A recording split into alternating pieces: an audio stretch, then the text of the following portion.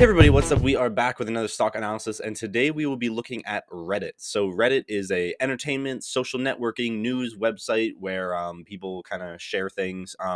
I am not a Reddit user. I've used it in the past a little bit. I actually used to post on there for this channel, but not too many people would see it, so I switched mostly to just stock twits now. But anyway, we're going to be going through a review of the company, focusing around financials. So we're going to see how they've been doing recently, basically look at their latest earnings report, as well as giving some predictions about the future. So if you're interested, make sure to like, comment, subscribe. It really helps the channel, and I would greatly appreciate it. So anyway, let's get into Reddit. So, looking into Reddit today, we have a couple different things to go over. First of all, starting with some industry metrics, they have average revenue per user is set to increase very consistently over the next year, which is awesome news for the company. Daily active users set to also increase by almost 20% in 1 year. And then just average revenue per user in the US and international combined are also both set to increase over the next year, which is fantastic. Looking into some things, market cap currently sits just under $22 billion. Now, that is astronomically large. However, it was also just recently right around $45 billion when they had a high of around $230 a share. They've since dropped pretty heavily from that. However, just based on how high their valuation was, it would not shock me to see them reach that valuation again in the future. This company is already a massive cash cow, very little in terms of expenses as far as I know, and they just make so much money. So we're going to be getting into that a little bit more in a moment. So target price is currently at 194 with a 13% long-term growth rate, which is pretty good. Right now we're sitting at 111.87, so pretty far off from that target price. A lot of upside predicted there. The growth summary, considering this is such a new company, the growth summary really isn't the greatest thing to reference at the moment. I'm just going to be honest here. So, not too many numbers shown, and the ones that are shown are kind of crazy, like negative 330%. I doubt that will actually happen, but we'll have to wait and see for the future. But anyway, there are some positives here, especially on the 3 year range. So, let's start off today with going into their latest earnings report. From what I understand, this company has only been having really good news so far. So we got two things I want to look at: the metrics recap, and then we'll go over some analyst reviews as well. So operating metrics, revenue beat very consistently in both the US and international segments, beating estimates pretty decently. Gross margin is at 92.6% versus an estimate of 90%. So that is fantastic growth. EBITDA margin beat massively as well by about 5%. Daily active users actually did come a little bit below estimates. However, one thing to note is that international did beat by about 2 million, while US daily active users fell by right around maybe 5 or 6%, which overall isn't the end of the world. Measuring daily active users is kind of rough. I think monthly active would be a little bit better, but considering this is kind of a very heavily app focused company, it does make sense to do daily active users. The stock is down 15% after hours on this report, which came out February 12th. So the fact that they were down seems a little bit shocking. I'm sure it's probably something to do with guidance, but we will see what that is about right here. So shares are trading down just about 7% right after the report came out. So revenue beat, we already saw all this. Free cash flow beat as well, which is really good. Daily active users up 39% year over year. Sentiment was largely positive despite the daily active users miss. Many are impressed by the financial metrics and believe there is a meaningful runway to grow active users and revenue with a bunch of different things. So let me see here. Increases price target, maintains, and increases price target. So 3 out of 4 analysts here are increasing their price targets, which to me is when you look at this earnings report and how good it was. This came out right at the peak of their stock price, right around 215-ish dollars a share. Since then, they have dropped just about 50%. Now, I don't know how a lot of you guys view companies, but in my mind, when a company shows massive performance improvements and drops 50%, that generally points towards it being a very good buy. So that's kind of the impression I'm getting right now. Let's actually read through a couple different things here. So 1 billion daily active users, which is that really what their goal is? 101 million. 1 billion daily active users seems distant as the decline in US daily active users highlights volatility.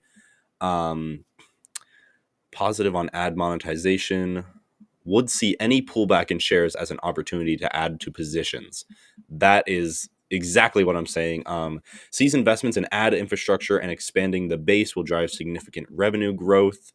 Um, Expects machine translation to roll out to drive international user growth.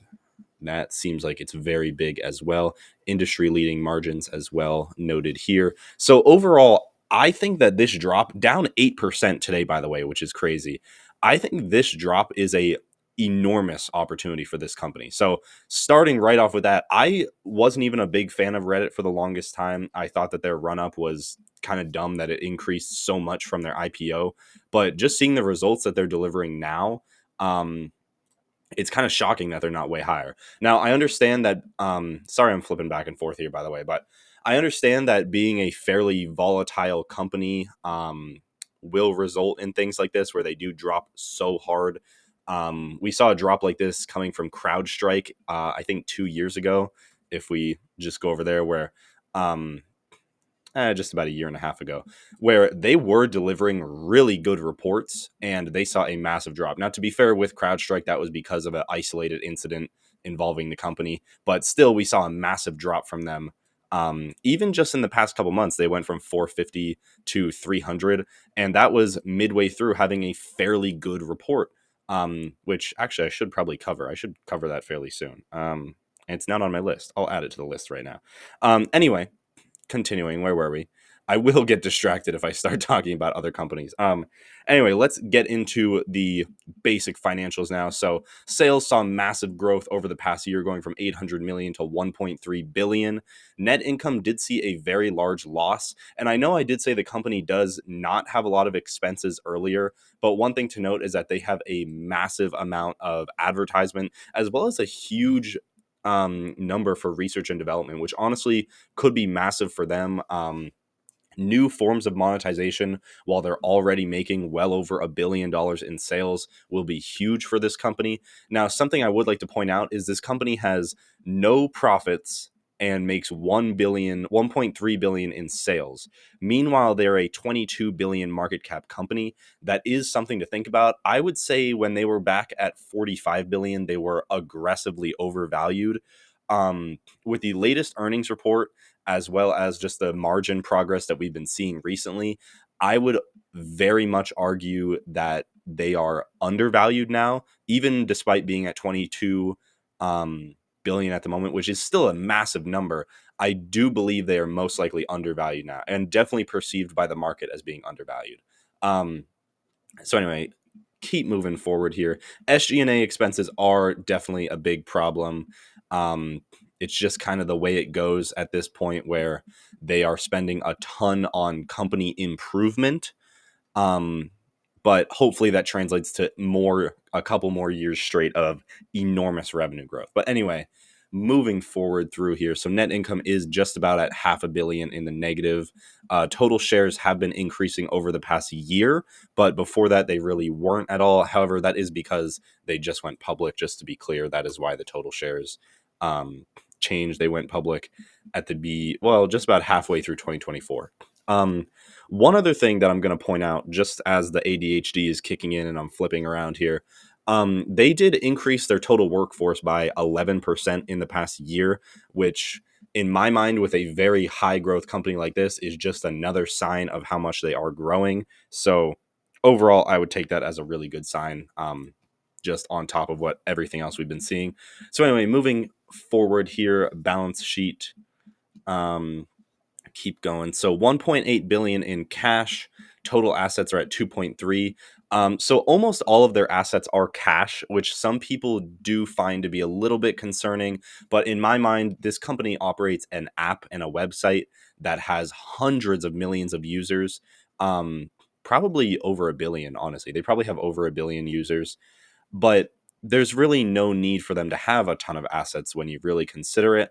Um, so having that much cash is honestly just fantastic. Also, essentially no debt. They're at 26 million in debt, which is nothing. Um, keep moving forward here. Nothing else too concerning. Let's keep going through the cash flows. Um, so we saw the net income being very negative. I think that will be turned around probably within 2 or 3 years. But at this point, it really doesn't matter. Um, just because there's so much going on in terms of growth with this company. One thing we can see is operating cash flow was very positive for the first time ever recorded, which is awesome. That's kind of a first step towards profitability, if you want to look at it that way, where they did have positive cash flows. Um, they purchased $400 million worth of investments in the past year, which is a hugely positive sign. Um, Other than that, this change in capital stock is directly from the IPO. So nothing really too concerning there. And they did have positive free cash flow, which sounds positive. However, just to be clear with them, that is mostly because of the financing cash flow of selling equity.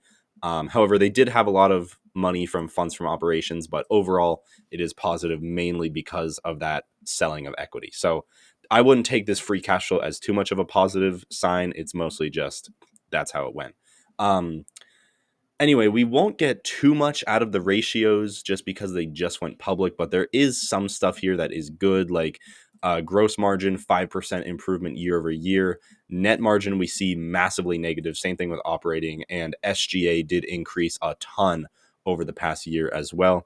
Another thing to highlight is they have basically no debt, like we already said. So, saying that, that's basically all I wanted to go into.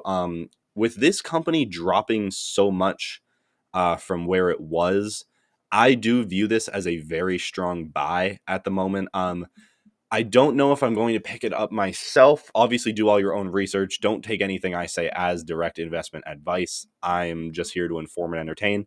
But I don't know if I will pick it up myself just yet. However, there is so much based on where the valuation is and how long they were above this price. I mean, wasn't a crazy amount of time, and they are currently at a huge gap area.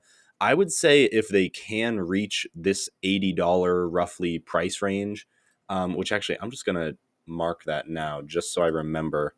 Um, to check on that. But if they do somehow break this support line and go towards that $80 price range, that would be a massive opportunity. I know they are up a ton from where they IPO'd, and since then there has been growth and improvements, but there hasn't been a ton of them.